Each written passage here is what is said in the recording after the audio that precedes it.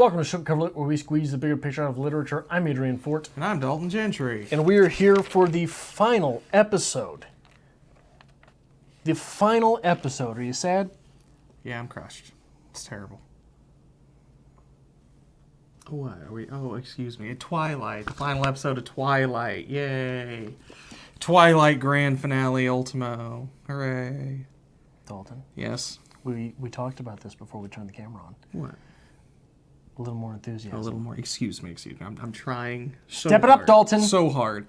We are talking today about the final bit of I Twilight. try so hard with you. I know. You know? I know. I coach you off camera.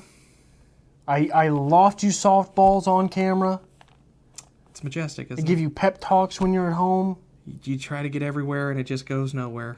Much like this Like book. sand in all the cracks. Much like this book. But anyway, we're talking about the epilogue of Twilight, the last bit of writing from the original novel from Stephanie Meyer. We will also be talking about the book as a whole. I've never had long hair in my life. It's very weird to me. What? I haven't. Not like this. My hair normally stands Yeah. up, not lays down. So like I But don't. it's very long when it stands up, isn't it? But I never have to do this. And like I do it all the time now. But Dalton, anyway. you used to do that when you had your fro. Yeah, but it wasn't actually in my face. I was just doing it out of, Tourette's. But anyway, let's talk about Twilight. Go on. Do we need to recap this little Yes. bit here? Edward takes Bella to the ball. Jacob warns her that they will be watching. Edward still refuses to turn Bella. And it's over. It's That's what we got. I didn't like it. You didn't like it? No, You don't say. I can't stand high school prom type, homecoming type stuff. I Okay. don't want to read about that stuff. Did you go to prom? Junior year, yes. Okay. Senior year, no. You? I went to both, yes. I imagine you did. I did. You know how I know you did? How's that? Because I saw you pull into my apartment complex today. But I only saw you because I heard you first. Okay. Your windows were down and you were singing. Okay. From 50 yards away, I knew Dalton was coming. You're welcome. You're welcome. And that is the type of musical phenomenon that feels drawn to things such as prom. Okay. I actually didn't want to go to prom. It was more of an obligation, so I went anyway. Go on. Not a fan. But anyway, you're not a fan of this. No. We've got to hear your personal story now. You wanted to interject and tell your prom story, Dalton. Tell your prom story. No, I'm good. I'm good about talking about the text. I'm fine. No, come on, Dalton. I Open up a little bit. don't really care to go to prom. I don't think that's something I would enjoy. I didn't really care for it, but it's something my mother wanted me to do, so I went so she would be happy with it. What did you wear? A tuxedo. No shit. Isn't that what everyone wears? What did it look like, you turd? It was red. Like Red. black with red vest. Oh, okay. Yeah. I was going to say, if you I didn't want to go, but I wore a red tuxedo. I wore a tuxedo when the tuxedo in question was red, then you were a terrible storyteller. It is. No, it was pretty lackluster. But anyway, not a lot going on with this, unfortunately. It does serve its purpose. It does. It is leading us up to the next novel, essentially. This is obviously a young adult serialization. We have another book coming up, and that is going to be our next big thing. We are going to be looking at this problem between the blacks and the Cullens. Yeah. That's what we got. This is basically just a teaser trailer for the next book. Nothing special about it. Did we talk last time about how the importance of the way you see yourself changes the way you think about yourself? Did we talk about that last time? I don't think so. Because Edward is stuck looking 18. We did talk about that briefly. We talked about that, but we talked about it in reference to if you're going to turn Bella into Now's a the vampire. time. Yeah. Around now's the time. But I think it matters very much in the fact that we don't visualize this as weird and creepy as it really is, right? This is a 100-year-old and a 17-year-old. Mm-hmm. We're envisioning, as we read this... 2 18-year-olds. Right. Yeah.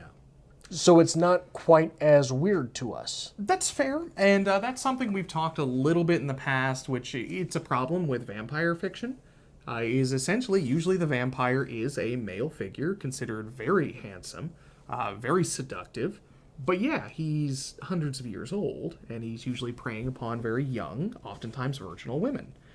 So it is a problem in vampire fiction. It leads a little bit to that horror genre where it originated. It's a creepy thing. It's not really addressed in this. Very casually, it's mentioned, I'm going to look this way forever. It's like Steve Martin in The Jerk. If I get turned today, I'm like, I'm going to look this way forever. Oh, no. But it's never really brought up to that. He is considerably older than her. It is a little weird. Would it be even weirder if he was just a 50-year-old vampire? Yeah, no, absolutely. So the thing that I want to think about is, does Edward think of himself still as a teen?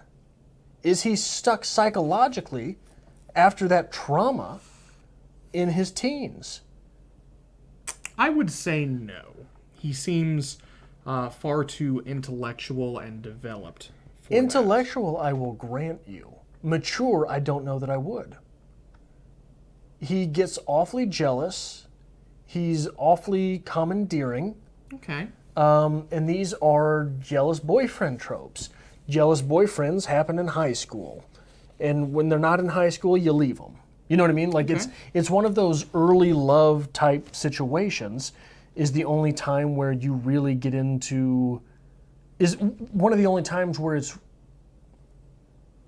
easy to look at the person being controlled in that situation and sympathize with them, right? Okay. Like, because they're, I'm trying to think of how to say this. If these were two 30-year-olds,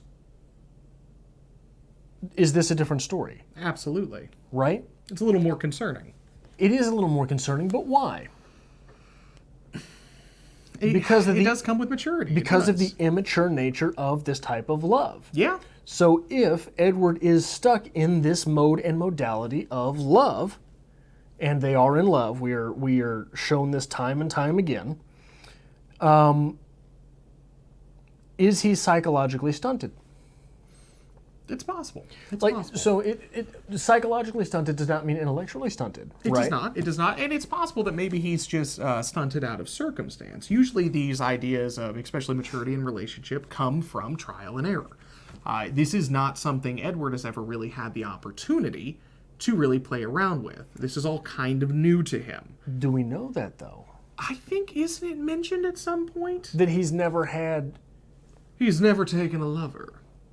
I don't know if it's said in that way. Because wasn't Alice he's never created? He's never taken this interest in someone. Okay. Which I don't know what that means. So we're kind of playing both ends of the spectrum here, where we have, he is technically a young lover. This is the first relationship that he's ever had, in a sense. But on the other hand, he's 100 years old, and it's creepy. So I think yes to both sides of that So argument. how old is he? That's a good question. I don't know how to answer that one, honestly. It's a difficult question with this text. I think it is something worth addressing, though.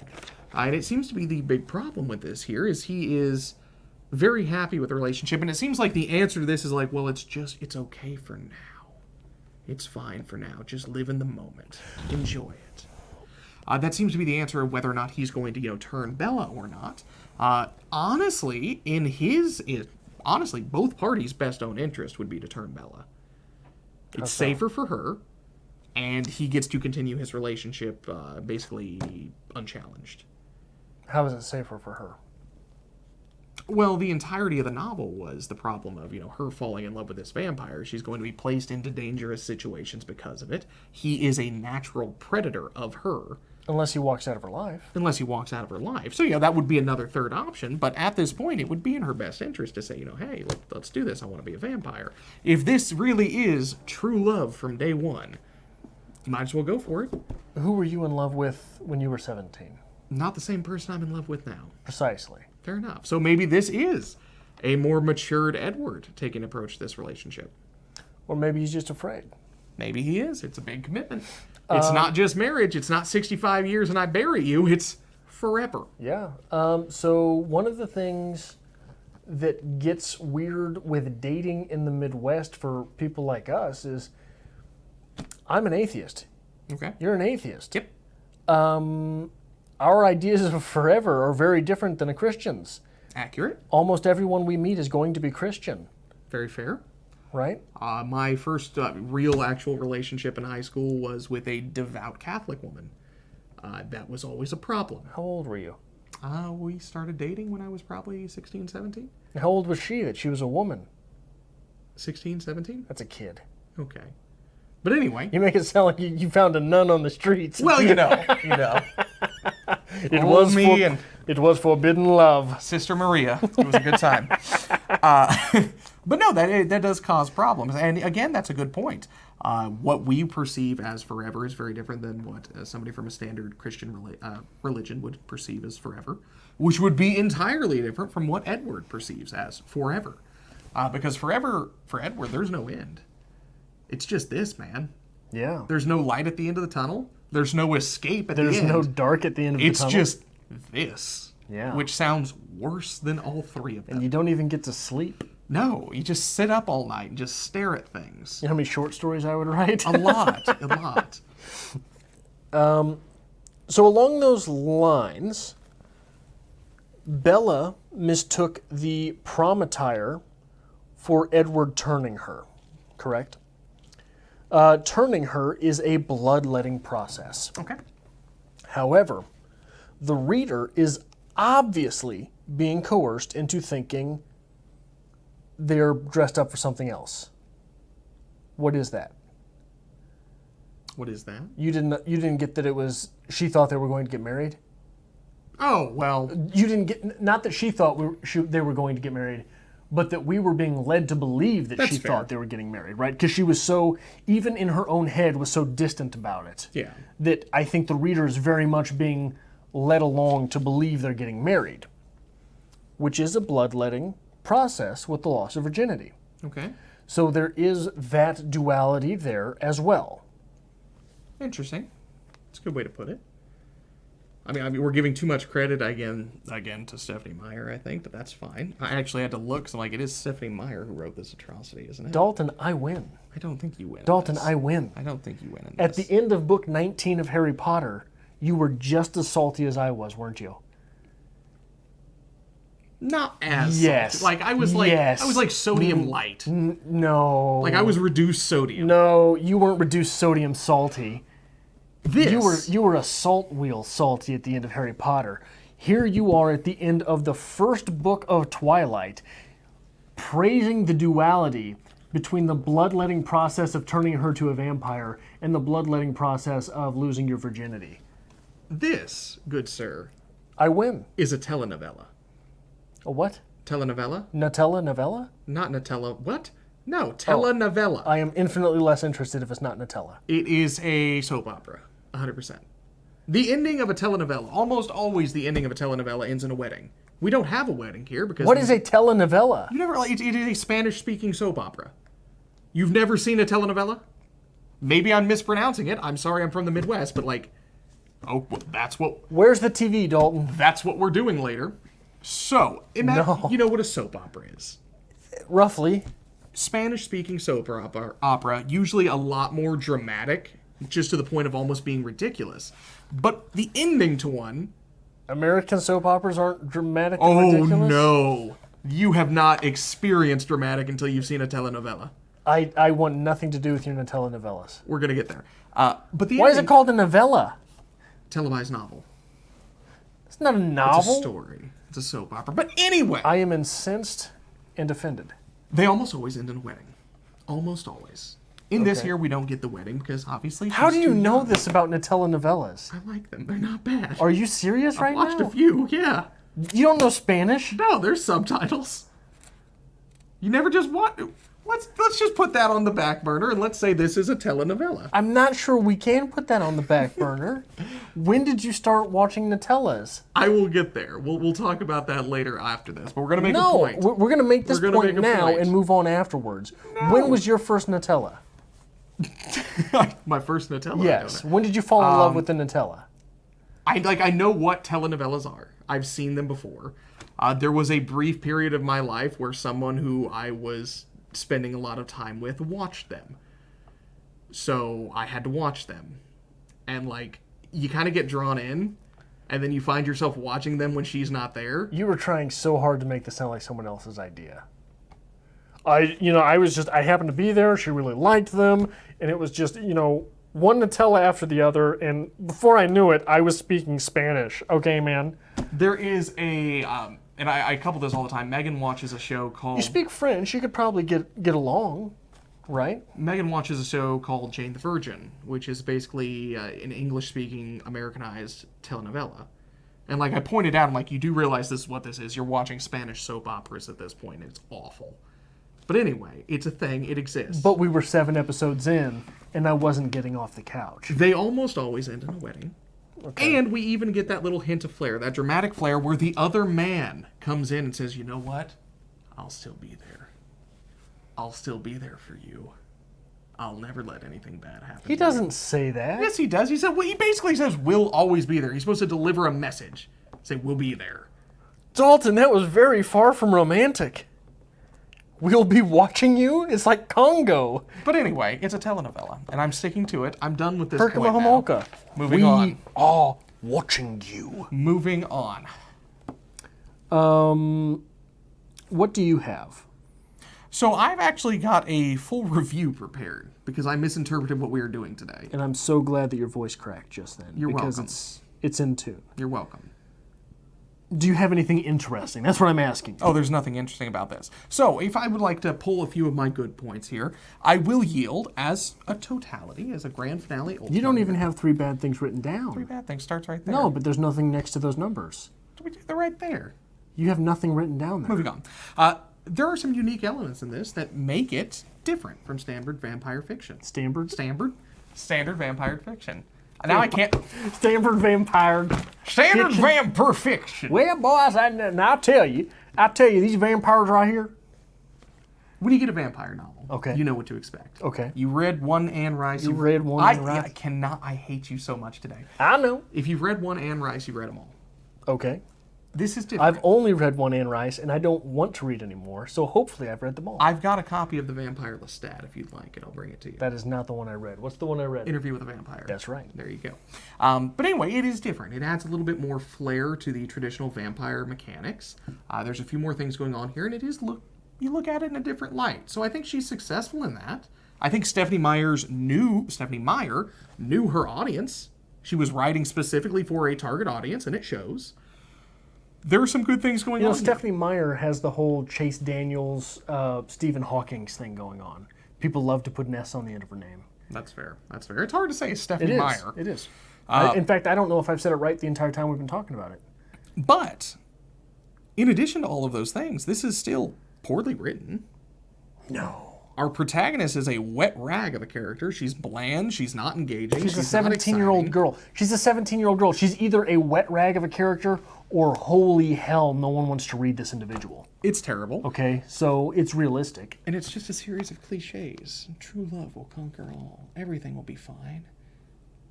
Okay, so it's the greatest love story ever written. No, it's terrible. It's absolutely terrible. I don't know what you're getting at. There are even some deeply seated ironies that could have taken place, but I think we're only 3/4 cooked.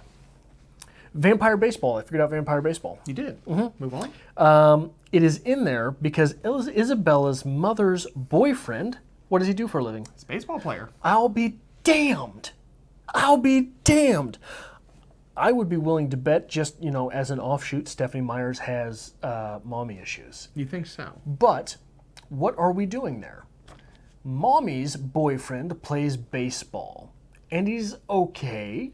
He's professional, but he's got to move around because he's not great. What has Isabella done? Isabella has made a man out of Mommy's ex, hasn't she? A bit of an Oedipus complex going on here. And she's found someone way better at baseball than Mommy's new man. He ain't moving anywhere. He ain't moving anywhere. In fact, he's so good he can only play with other people that are like him. Sometimes he can only play with himself. Fair enough. And again, although the vampire baseball scene is god-awful, absolutely, it does humanize the characters. That's, again, another great element that we're bringing in here. It's kind of new to vampire fiction. They're not sleeping in coffins, dressed in black, living in a castle. They're humanized. They're just like us. They enjoy the great American pastime of baseball, which I'm sure is a huge deal in the state of Washington. And you know what else is funny about baseball? You swing a big stick, don't you? Okay. And Bella's boyfriend can only play baseball when it's thundering, because he swings that big stick with the power of Thor. Okay. Right? Okay. Something a little weird going on there. What we call phallic imagery. Something It's a little fine. weird going It's fine. on there. And what do we do in that final, not the final act? We go back to the place where we went as kids, where Mommy took us. But now we have introduced the element of danger, Okay. the element of sex. Not only that, the element of... so when we're talking about sex in these scenes, it is sex as expressed through the conduit of vampirism. Yeah. Vampires are sex, 100%. So we have sex with strange, dangerous men. Not just dangerous men, Edward. Strange, dangerous men. Okay. We're going out to meet strange, dangerous men. And befouling the place where we learned from Mommy. Okay. Interesting. Bit of a leap. Is it a bit of a leap? No, Where do we go? We go back to the dance works. studio. It works. I'm going to say wholeheartedly, Stephanie Meyer did not intend that. Oh, you're just saying that because this was written by a woman. Is that how it is? That is how this is. No, I'm just saying that because it was written by a New York Times bestseller, which is the worst moniker anyone can get. I won't argue with that. That's fair. Anyway, it's true. It's true. Vampires, by nature, are sexualized creatures. Their means of survival involve the penetration, again, often of young virginal women, and they feed upon their life force. It is very sexualized, and that's why vampires are often seen as these hypersexual creatures, the suave, handsome vampire. But we are basically taking that and kind of turning it on its head. You are correct. We're putting her in a very nostalgic environment, a very safe environment that she grew up in, and there's a lot of stuff going on there. There's a lot that can be said when you kind of analyze it through that light. And you know what? When she gets there, to that childhood place, who's not there? Edward. Mommy. Mommy's not there. Mommy's not there, even though Mommy said she would be. Well. Now, her voice was manipulated there, but literally, Mommy said she would be there, and Mommy wasn't home. Mommy was not home. She was out with a strange boy. Well. Weird stuff going on there, right? Some weird stuff going on here. Dare I say we have to continue this series just so you can enjoy this idea of sexuality in this text. You are loving this. No. You're enjoying this. I wish a little bit that the bad boy vampire had entered the novel earlier, not only for the sake of, well, that would have made for a better novel, but also for the fact that it would have created a nice duality. Bella and her mom, as well as good boy vampire and bad boy vampire, Okay. as well as Mommy's new man, Mommy's old man. Okay. So, as well as mom and dad. So you've got the safe choice in dad over mom, right? Okay. Mom's a fleeting spirit. You've got the safe choice in mom over her boyfriend. Her boyfriend's sort of a fleeting spirit. He's got to go where he's got to go. You've got the safe choice in Edward, the Boy Scout vampire, over this weird fella that pops up at the end. Okay. I would agree with you there, and I think if we had introduced James, I believe his name is, it's been a while since we even addressed him, if we had introduced him earlier into the text and perhaps even played with the idea of attraction, where Bella might have been attracted to him as well, I think we could have made a stronger point for this novel. But we don't.